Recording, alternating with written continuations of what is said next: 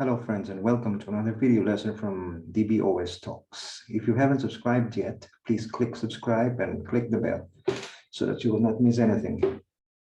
I will be uploading 1 to 2 videos every week. In this video, we will be learning about count, distinct, a review of group by, a review of order by, and constraints. It will be quite broad. We will not go very detailed. We will skim it over and really give you the good foundation on this thing, because so that you will not be overwhelmed. Okay, so now let's get started. We start off by querying all the records. So if you will notice, we are building up all the time on whatever we have learned from our previous video or videos, so that you won't lose the momentum, the things you have learned. And I do hope you have gone through the lessons, the previous lessons, and practiced. And even there was even a video I put out there, which shows you how to do your own hands-on learning. Okay, so let's start off by querying all the records. By now, you're already familiar with commonly used SQL statements, or commands like select, from, and okay. So let's do this. Select asterisk from customer. This will query all the records from customer table. Okay, so we see that with that command, it shows us, it pulls all these rows of data from the table. Okay, so that's pretty straightforward. Let's move on. Next is we will query all the countries from the same table. So of course we have a column called country. So select country from customer. Pretty straightforward. Okay, so now we only see one column. Remember, a table is composed of columns, the vertical elements, and the rows. So in this case, we are shown one column, which is country, and we have multiple rows, and you can scroll down and you will see the remaining rows. Okay, so select country from customer.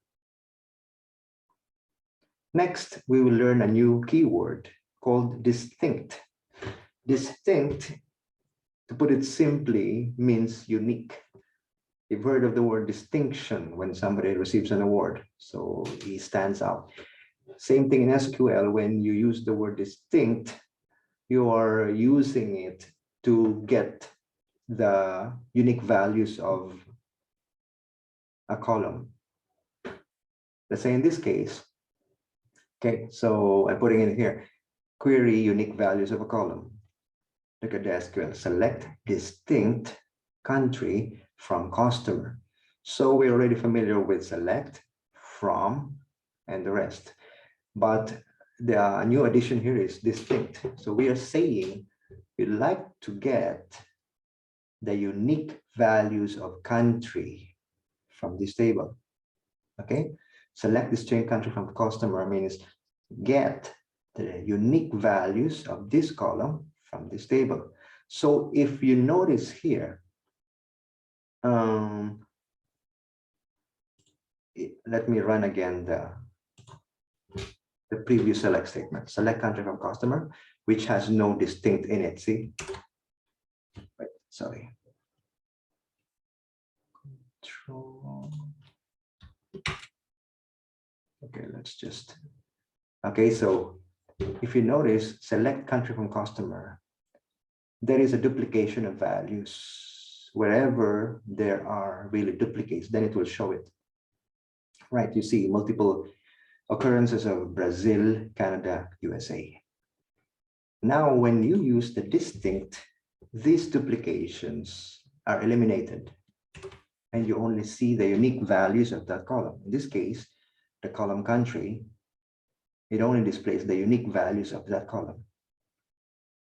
Okay, so that's distinct. Remember, distinct is simply used to query or to pull the unique values of a column. That's distinct. Okay, let's move on. Now let's try using distinct in tandem with the order by clause, which we have seen in the previous video. So here I'm saying query unique values of a column and sort them. Sort them using the order by clause. So let's read the SQL. Select distinct country from customer, order by country. So which means get the unique values of this column from this table, and then you sort them by country. By default, if you remember, order by that column in ascending order. Ascending, remember, in SQL means alphabetical, but not just alphabetical, because it also includes the numbers and other special characters. That's following the ASCII sequence of the characters. So select distinct country from customer, order by country. Let's do it. Okay, so what it did was to get the unique values of country from this table and then display them alphabetically according to the country. So you see here, if we go to the top, it's alphabetical. And these are unique values. You will not see a single duplication in here. Argentina, Australia, Austria, Belgium. We move down. Hungary, India, Ireland, Italy, Netherlands, Norway, etc. Okay, so that's distinct. Again, remember, distinct is unique, to get the unique value of a column. So here we are, the example, we are using distinct, which, by the way, distinct, you can only use it partnering with select. You can never use it in any other place. It can only work together with select. It's always in this syntax or format, select distinct. Here we use select distinct, and then we also used order by. So you see the effect. The effect of distinct is to get the unique values of the column. See, you see how it is used. Select distinct and then the column name. It means distinct values on this column. And then after getting the unique values of that column, we displayed it alphabetically according to country name. Okay. Next, just so you get a better understanding, a clearer picture of what distinct is doing and what are the possible usages of it, let's use it in another way. Distinct, this time, you see, if I go to the previous example, it's a distinct or unique value of one column, in this case, country. In the next example, it's a distinct of two columns. In fact, you can do it for many columns.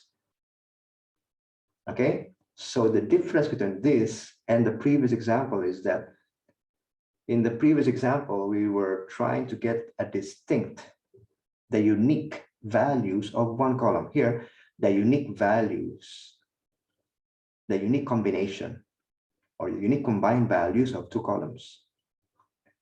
And then you will see the difference here.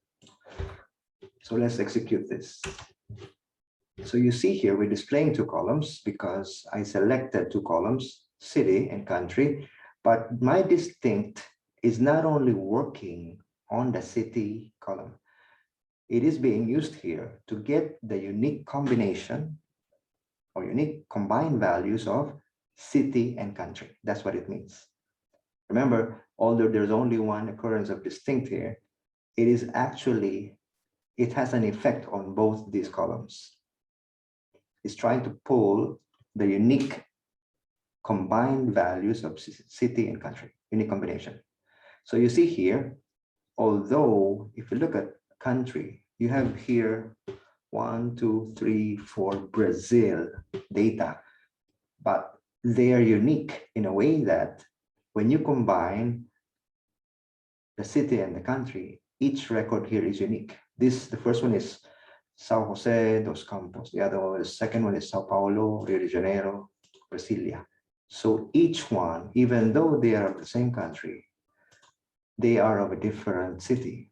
So each one actually is unique in terms of the combination of the city and country. That's the meaning of this, distinct city country, as against this distinct of one column only. Distinct, again, is used to get the unique value of one or more columns. Okay, so we've seen distinct in action. Now let's look at count. By the name itself, it's so obvious that it is used for counting. In SQL, count is used to count the number of rows. Okay, let's look at a very simple example. Count the table's total number of rows. So here you have a familiar looking select statement. Usually you would have seen this many times, select asterisk from table. This time we are using count. Now, for the purpose of convention, what we do, actually, if you remember in a previous video, 1 or 2, I mentioned that in SQL, for the most part, SQL is case insensitive. That's correct. It only becomes case sensitive when we deal with literal values, meaning car, varchar2, those that are enclosed in single quotes, and also dates enclosed in single quotes. But the keywords, select, from, distinct, count, max, they are case insensitive. But why am I typing them in uppercase? Select, count, from. It is a convention. It is, the purpose of that is for standardization, readability, code maintenance, so that when somebody reads the code, reads the SQL statements in a program, in a procedure, they are more readable because they're standing out. The keywords are in capitals. You know, it's a keyword. When it's not a keyword, it's an identifier like this table name, you can write it in lowercase. But again, it will not cause any harm. It will not cause any syntax error. It's just a convention, standard way of. So when you look at it, you know which one is the keyword at one glance, at one quick look. It's keyword, keyword, keyword, capitals. So here the new one we're learning is count. It is used to count the number of rows in a table. So here, select count asterisk from customer is just saying select count, mean count the number of rows in this table. Okay. So this is what we get, which means there are 59 rows, also known as records. So there are 59 rows of data in this table. That's what it means. Select count asterisk. We're counting all the rows. We have no where condition whatsoever. We're just trying to find out how many rows of data there are in this table. And it returns 59. It answers our query. Query is another word for question. So it's like you're asking the database and it's giving you this answer. Okay, so now you've seen how count works. Let's move on.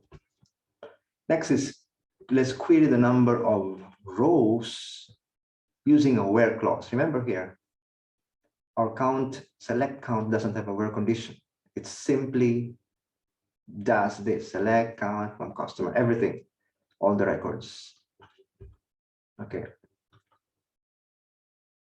Here we have a where clause, select. But before that, let's take a look at the data that we wanted to count. Okay, so we query the number of rows using a where clause. And then we count the number of rows. So select asterisk from customer, where country equals USA.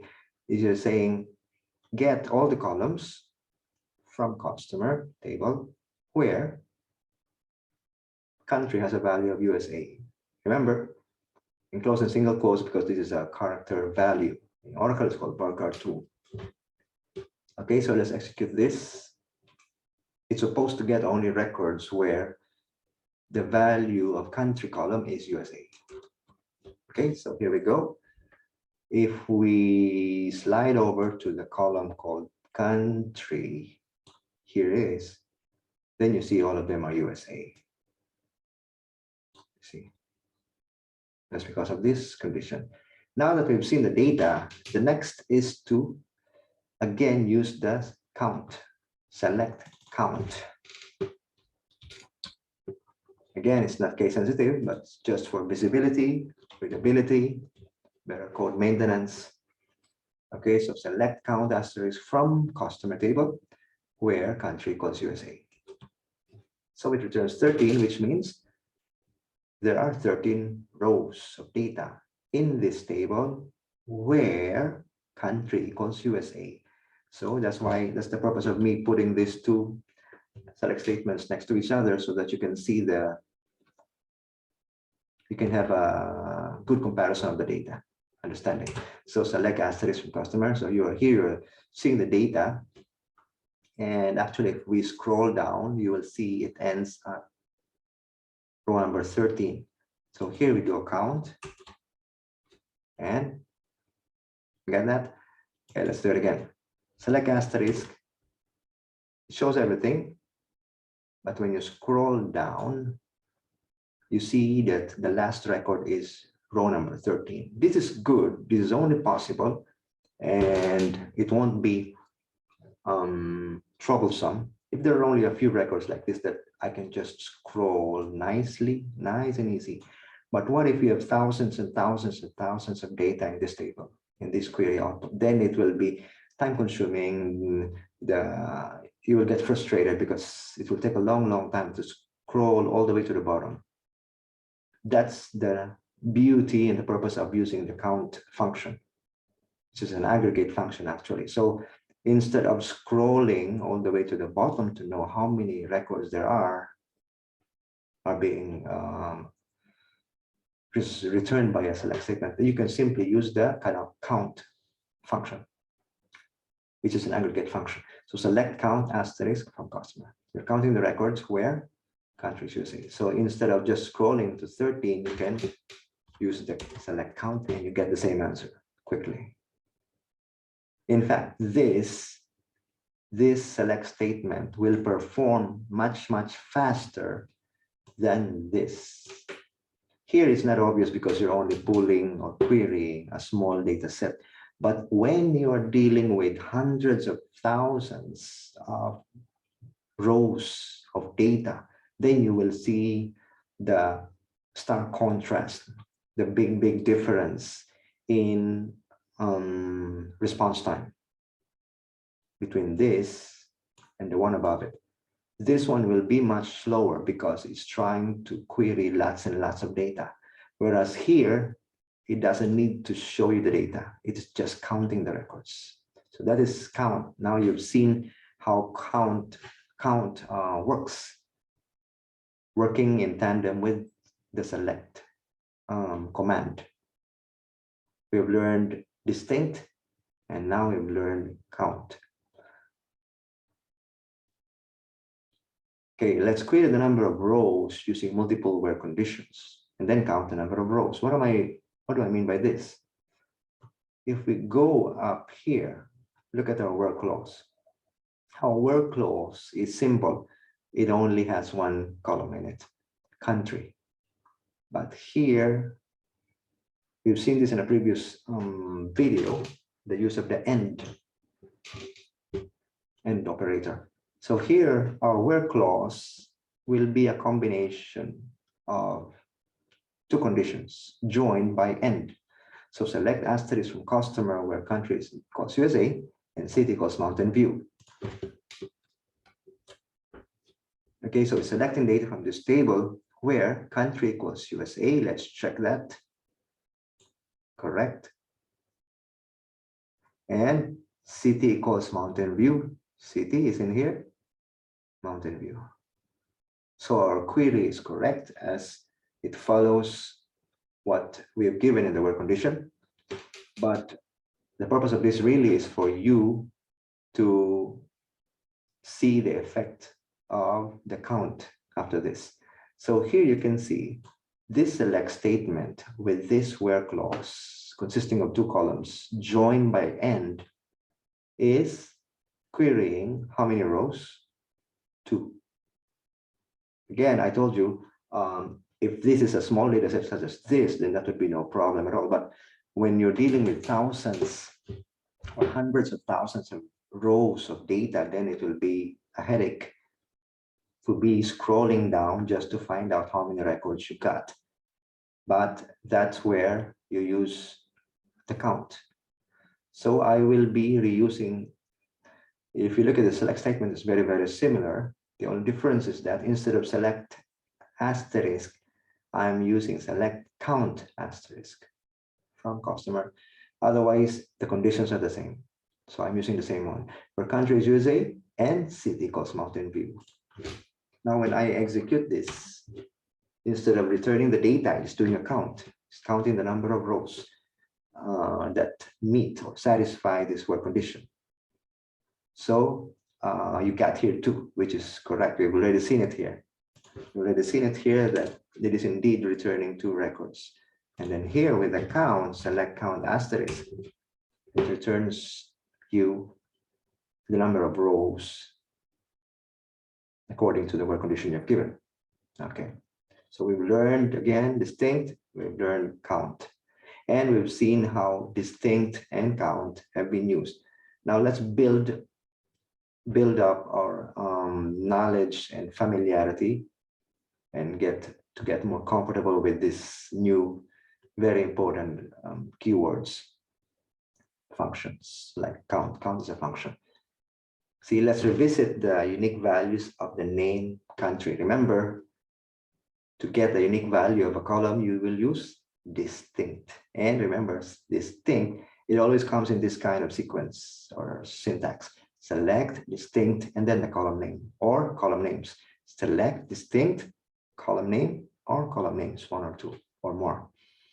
So here, select distinct country from customer order by country. Again, we're saying get the unique values of country column from this table and then sort them by country in ascending order. Let's do it.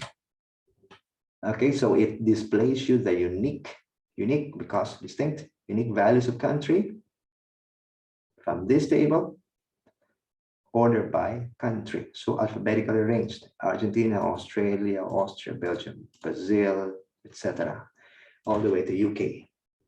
Okay, so we're using distinct and order by. Now let's count this data set. Let's count it, but look at the usage of count here. This is something you're only seeing for the first time for most of us. So look at this. Previously, I was using count and then asterisk, right? Look at this. Select count asterisk. I'm counting all columns. But here, select count distinct country. Look, so we're building, we're reusing what we've learned in the previous examples, and we're building on top of it. Our knowledge of this, the breadth of the knowledge of these keywords will be piling, accumulating on.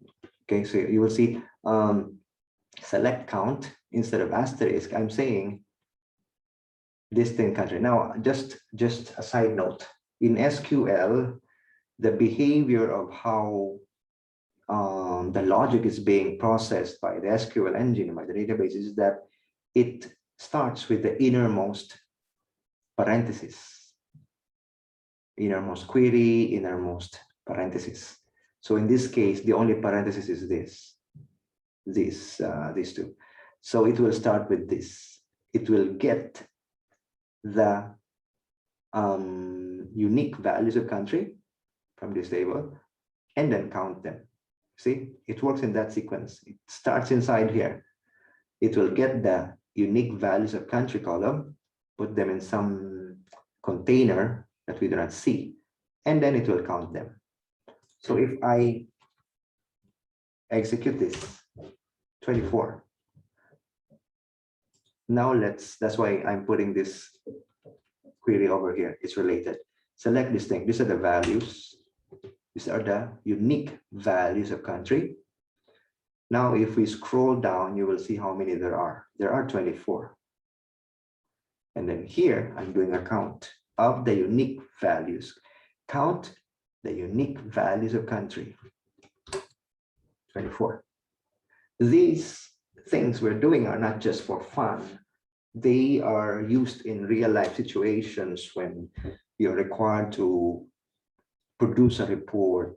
Could be any kind of report, sales report, statistical report, performance report. Get the top 5 of these, get the worst performing products, get the best performing products, something like that. So these are very important tools which you will be using in data analysis, churning out reports, all kinds of things that have to do with data. And there's really a lot of possibilities and many use cases for this.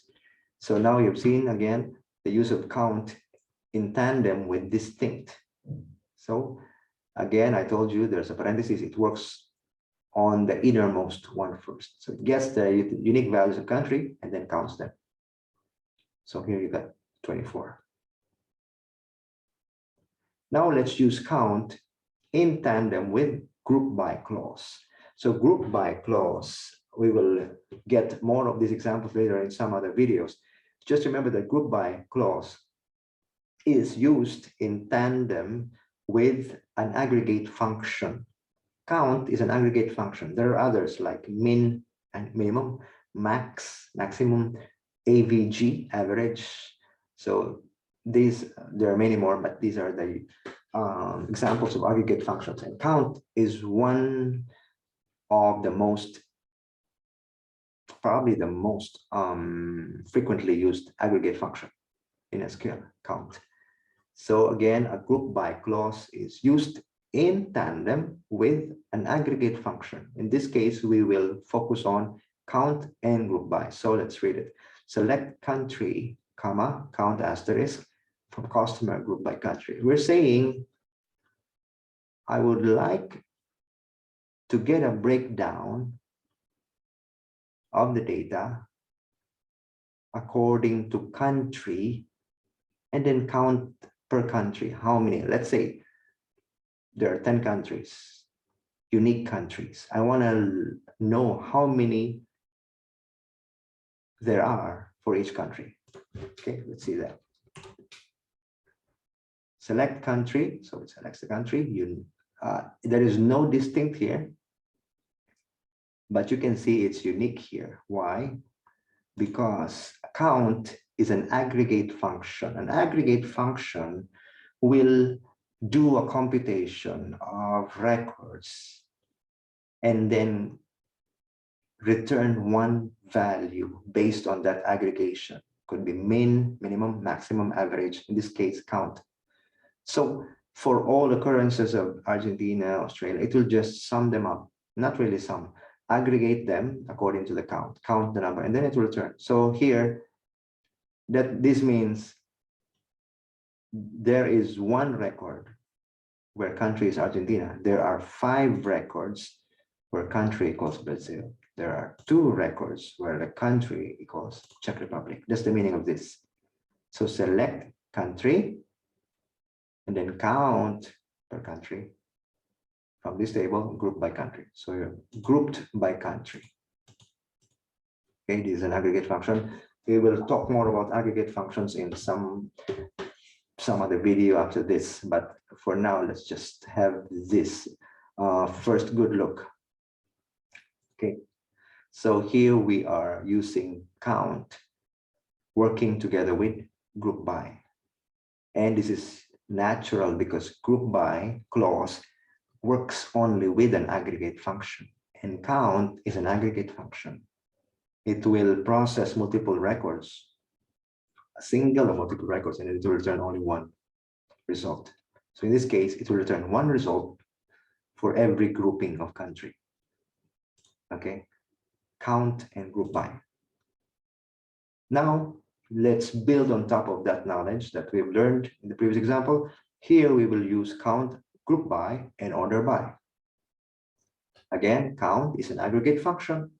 It will process one or more records and then it will return one result for that grouping. So they work hand in hand, count and group by. This is an aggregate function. Order by, you already know it's used for sorting records according to one or more columns. By default, sorting them alphabetically or ascending. So let's look at the SQL select country, count asterisk from customer, group by country, order by, count asterisk. Now, don't get intimidated by this one. It looks almost the same as the one above it. The only difference is I added the order by clause at the bottom for a better look of the data. Not, I don't mean aesthetics, but I mean, it's easier to analyze data in this manner. Okay, I only added order by at the bottom of the select statement. Let's see.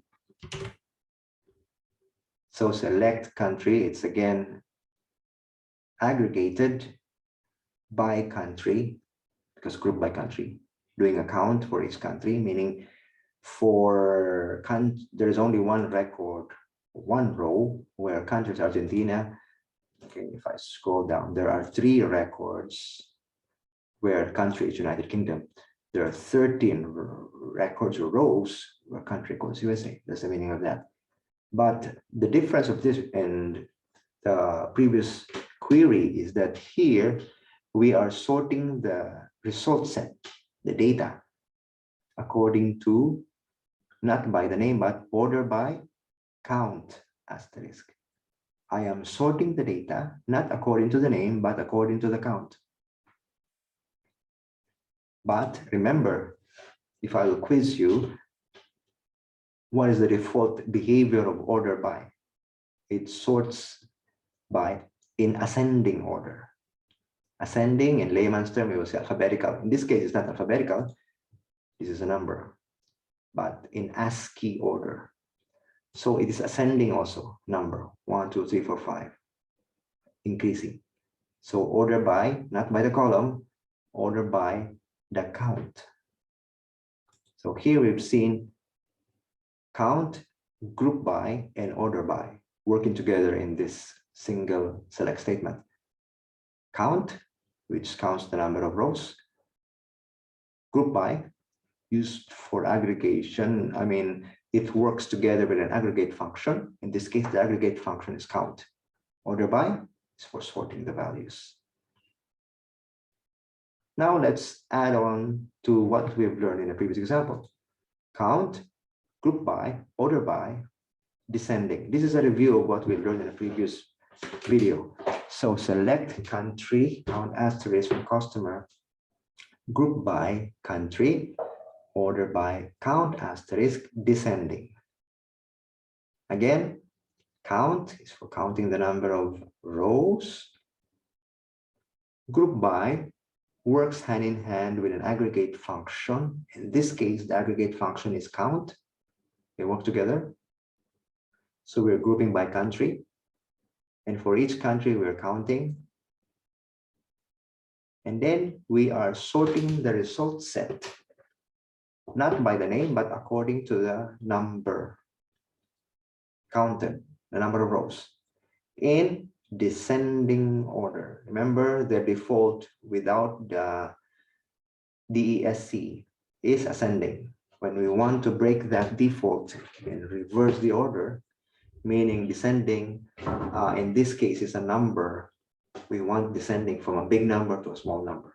So let's execute this query, and then you will see. So it lists 2 columns because our select lists 2 columns, country and count asterisk is the count of the occurrences of each country, group by country. So meaning there are 13 records where country is USA. There are 4 records, 4 rows where country equals Germany. But remember that we have an order by, sorted by this column, sorted by the count, but descending. So it starts with 13 and going down, etc. Why is this important? Because in some later lessons, You can use this. We will talk about this again. And this is where I'm talking, what I mentioned to you, your boss will tell you, can you produce a report showing the top 5 countries? Then this is your starting point. This is your starting point. You selected this, you did a count, and then you ordered them according to the count in descending order.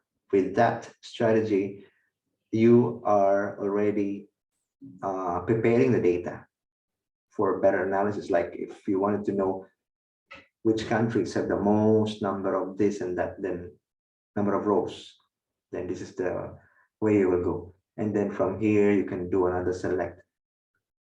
This will be the inner select. So we will talk about this in some other video. But here you can see, this is the approach to get the top 3, top 5, top 10 of something. So again, it's a combination of using count, an aggregate function, group by, which is always used in tandem with an aggregate function, order by, and descending. Okay, so compare the result with the previous query. Okay, we already talked about it. The difference between this and the previous one is that, look at this. This one, the difference is, by default, the order by clause will sort data in ascending order, going up. So 1, 2, 3, 4, etc. going up. But the next one is, because we've specified DESC, DESC, then it is descending. Starts with the biggest value and it goes down. Now we'll talk about SQL constraints. So constraints, if you think about constraint, you are, in one word, I can say limit. Constraint is a limit. So in SQL, constraints are used to specify rules for table data. Okay, don't get too worried, about all these things coming. Now, new topics, new terms. We will get more comfortable as we keep on using them. So let's just, for now, be aware that there are, we can look at these 6 constraints.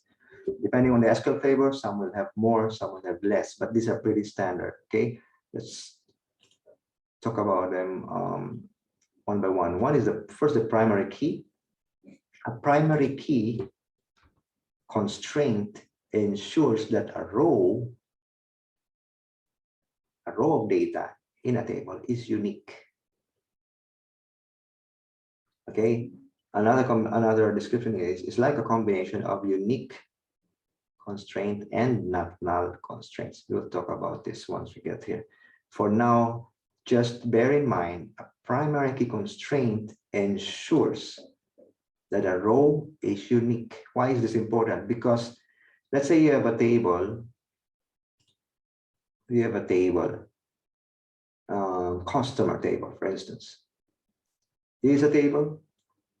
It has these columns: customer ID, first name, last name, company, etc. Now a table will only remember, a table is a container of data in a database. A database, simplistically, it consists of tables, many tables that are related to each other. That's why you hear the acronym RDBMS, Relational Database Management System. So the tables aren't just loose, random, nonsense data. No, they are related to each other. They make sense. They're related. So here in this simple example, you have 2 tables related to each other. And how are they related?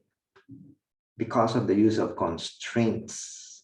Okay, we'll go back to the example here, but for now, you can see this table here, customer. It consists of these columns. And a table, which is a container of data, which consists of columns and rows of data.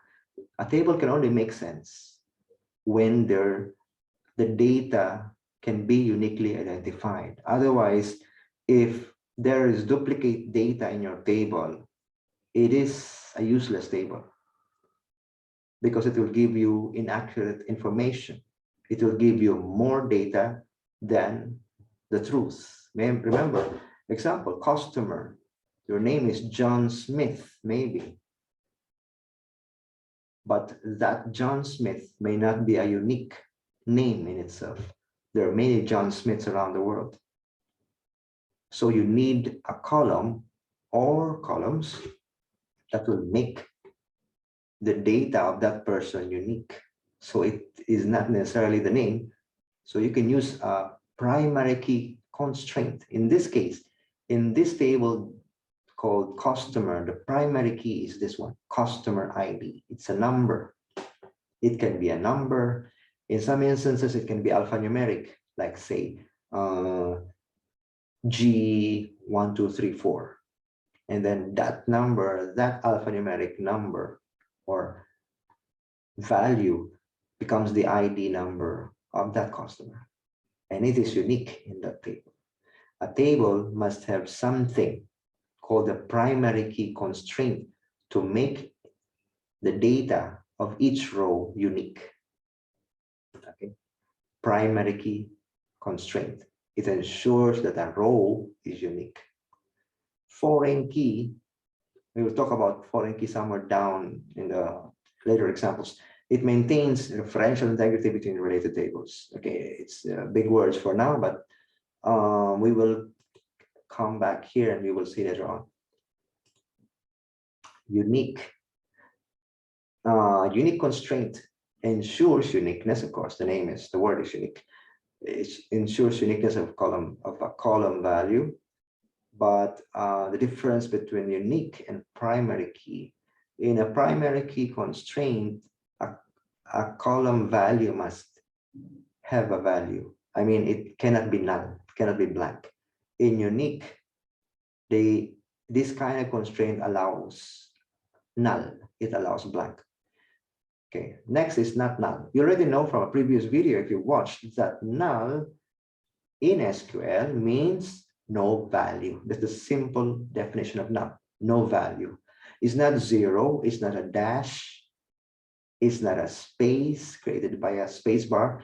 It is the absence of value, not null. So when you say not null, meaning not blank, meaning this constraint requires that there should be a value in that specific column in which this constraint has been defined.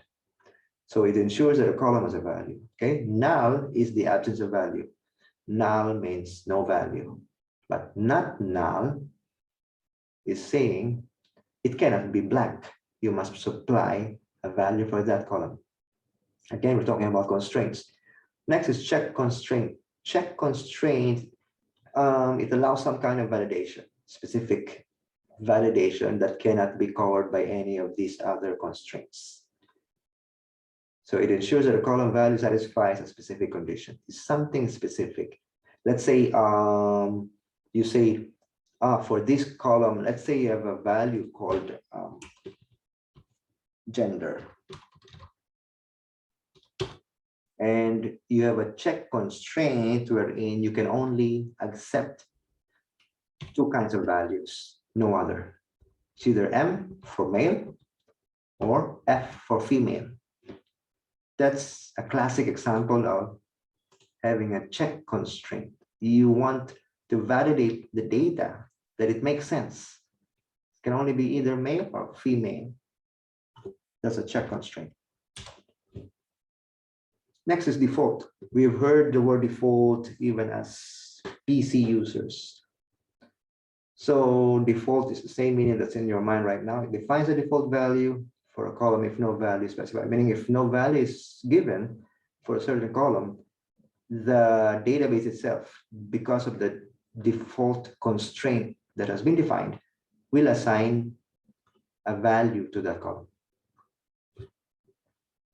Okay, so these are the constraints. When you think of constraint, just think of one word, limit. It's a limit that is defined to to give data, to have data integrity, to validate data, all the good stuff that you want to happen to your data so that your data is reliable. So you use these constraints. But for this lesson, we will focus on these two very important ones: primary key and foreign key. Okay. Primary key constraint. Again, constraint, think of it as a limit, but specifically, it's a kind of limit that you put in because it's a rule for table data. You want to have reliable data in your database. Primary key constraint, okay, sometimes they call it PK. In this example that we're looking at a table called customer, and its primary key column is customer ID, meaning a primary key constraint was defined on one of its columns called customer ID. So if we look, let's look at the values of this. Select asterisk from customer, select all the columns from customer, no where condition, so it will query all the rows. Now let's look at customer ID column, just this one. So this is the primary key column of this table. Customer ID is the primary key column of this table. Again, primary key constraint is used to ensure uniqueness of each row of data in a table. So if you look at this row over here, this must be unique.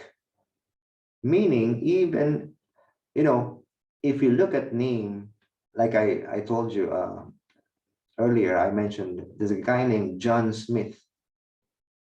Imagine there's a guy named John Smith. Okay, let's look at this example over here.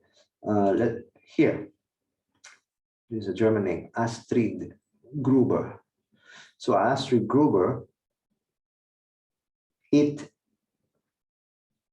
may be a unique name in a small company. But when you talk of a city, especially a country, then this will not be unique anymore. This will not be that unique anymore. So although, yes, you can argue that, oh, the address may be different. Yeah, but it will be another extra effort. So to simplify this thing, in RDBMS databases, the primary key constraint is being used. So you will define it on one or more columns, and that column or columns will be used to ensure the uniqueness of one row of data in a table.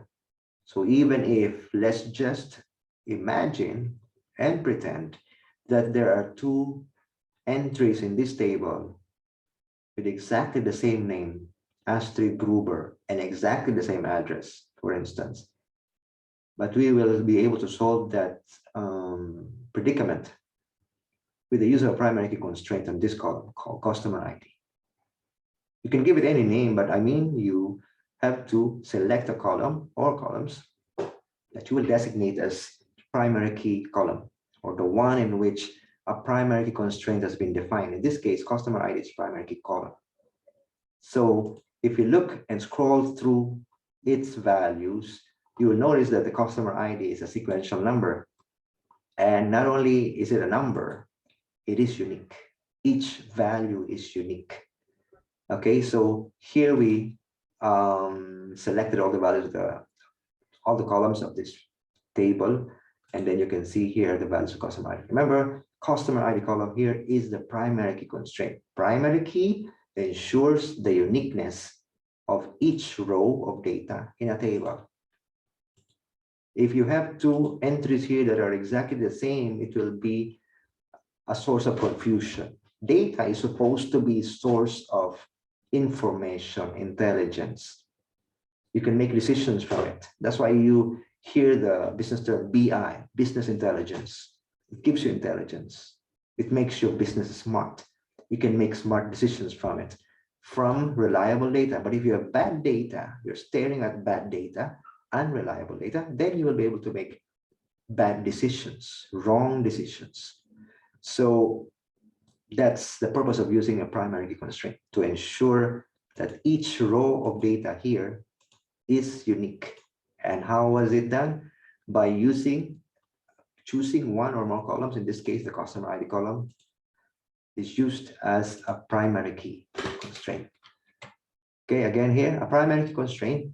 So number one, each table must have a primary key constraint. It's really a must. If you want to have a reliable table, a table must have a primary key constraint. It must be defined on one or more columns that makes each record unique. It can be defined, number two, yes, I'm repeating myself, it can be defined on one or more columns. Number three, its values make each record unique. Okay. Number four, its value or values cannot be null, cannot be blank. It's mandatory, it's required. So these are the things to note when you are considering on creating a primary key constraint. Okay. Now let's look at the PK values, primary key values of the same table we've seen earlier, customer table.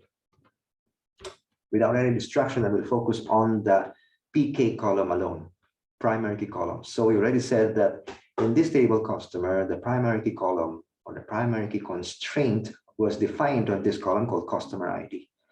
And without the usage of any kind of distinct keyword, you can actually see that the values of customer ID are unique. Each one is unique, precisely because it's a primary key column. A primary key constraint was defined on this column. And intentionally, I've used order by so that you can have a good look. And it's when you order by, when you sort data, it is easier to identify any duplication.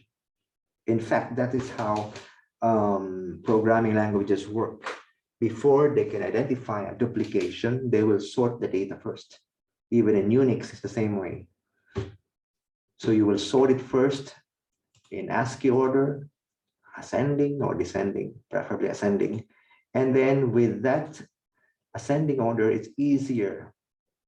Even eyeball, this is a term used even by data analysts, data scientists. When you eyeball, when you go through data, it's easier to see, to find a duplication when the data is sorted.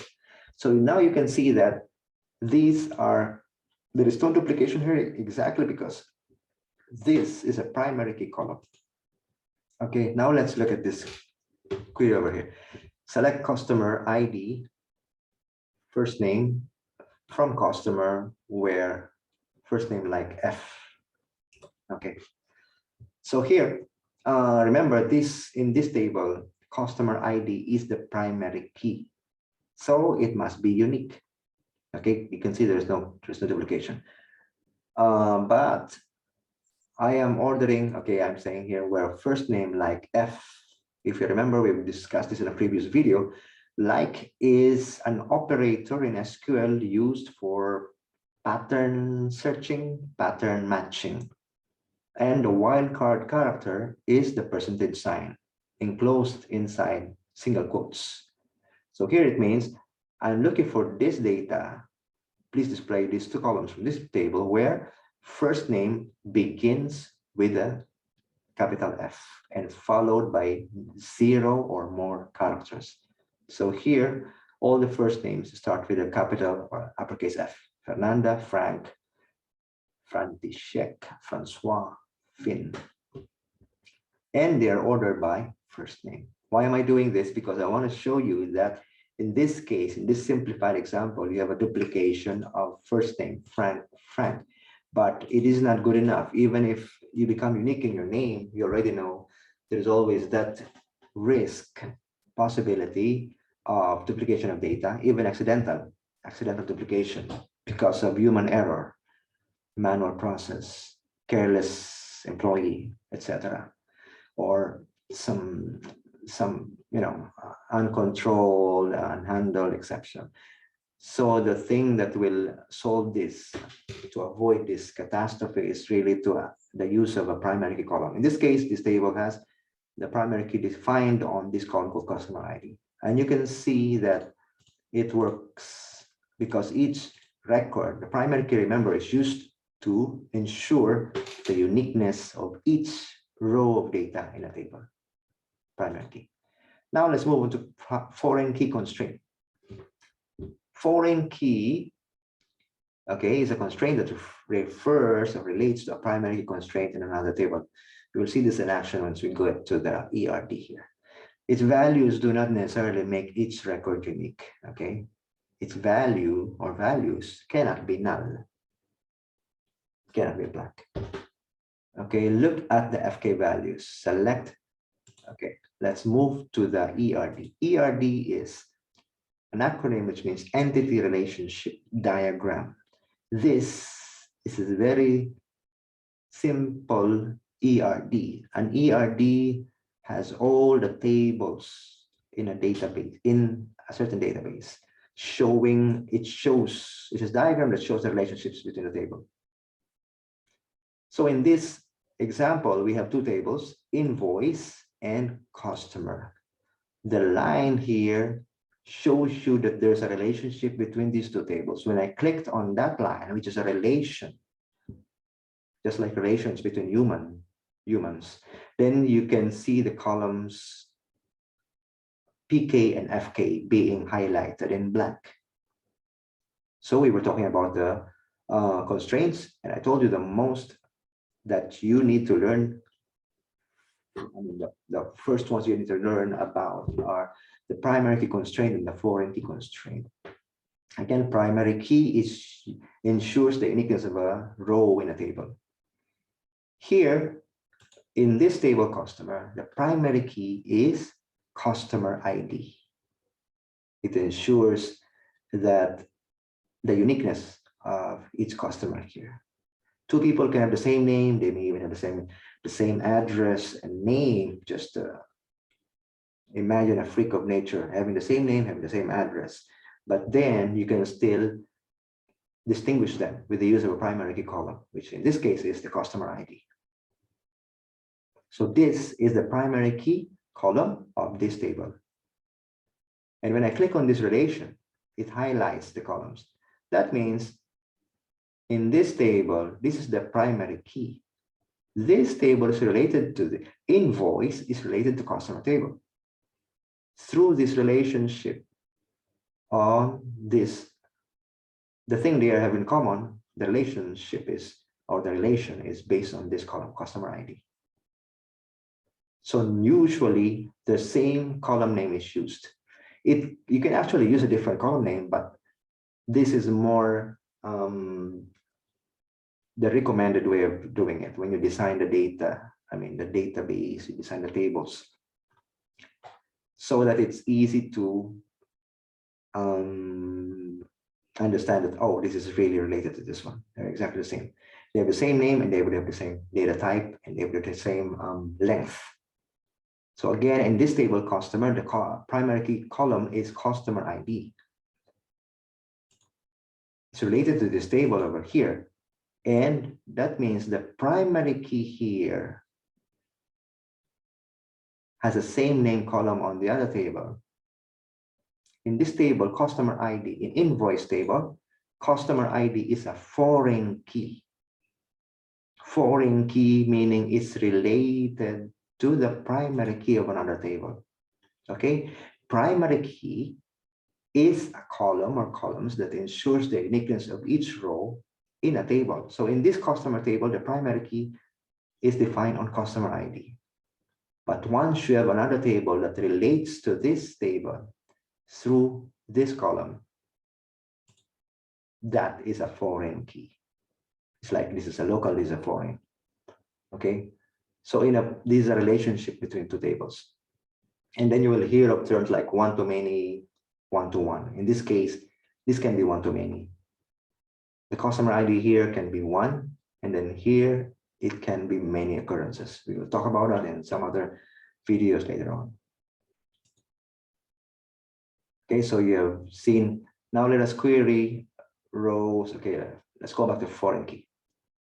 Remember, foreign key is a column which is pointing to or referring to the primary key column of another table. That's what That's why there's a relationship between those two tables. Okay. What do you notice about the FK values? Let's query rows with customer ID equals 3 in customer table. Okay, let's see. Select answer from customer where customer ID equals 3. And then we see this. There's one row.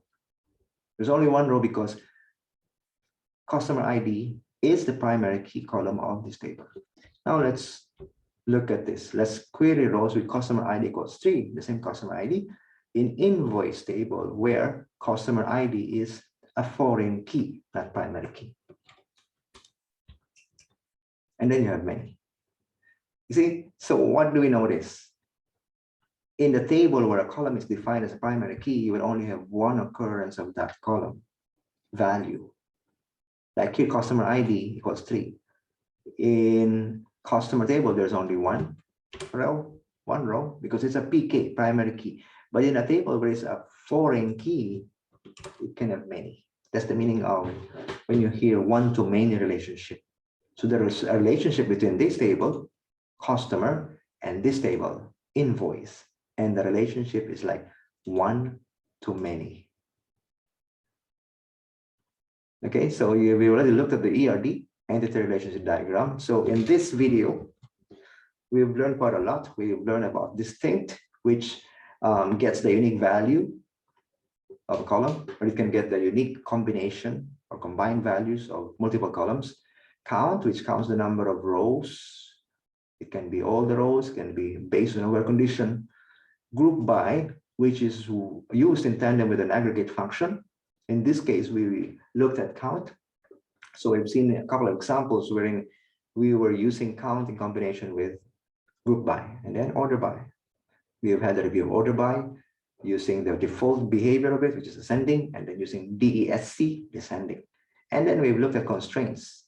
We've seen the 6 types of constraints. There could be more, there could be less, depending on the SQL flavor. But here we focused on the very important ones that you need to understand first.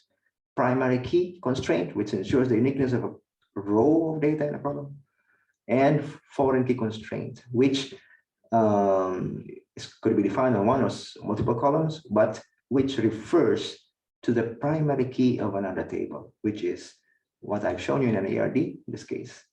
2 tables related to each other, they're joined together, they're related through this. The common bond is the common column, which is a primary key on one and a foreign key on the other. And the result is it could be a one-to-many relationship. One occurrence of this customer ID can have multiple occurrences in this other table. Okay, that's all that we have for tonight, for today. And thank you for watching, and see you in the next video. Please don't forget to subscribe. Thanks.